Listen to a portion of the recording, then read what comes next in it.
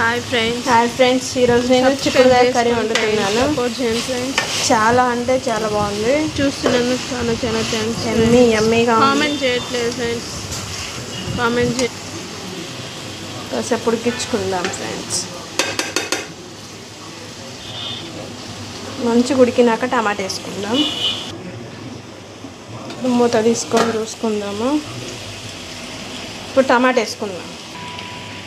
టమాటా వేసుకున్నాం ఫ్రెండ్స్. కొద్దిసేపు కలుపుకోకుండా ఇట్లనే ఉంచుకుందాము, మంచిగా ఉడికిపోతుంది. దీని మీద సాల్ట్ కూడా వేయాలంటే వేస్తే బాగా మంచిగా ఉడుకుతుంది. అంటే కొద్దిసేపు ఉడికించుకుంటాం. వావ్, ఎంత కలర్ఫుల్గా ఉందో కదండి. ఇది మంచిగా కుక్ అయిన తర్వాత మనము చేసుకుందాం ఫ్రెండ్స్. ఇలా ట్రై చేసుకోండి.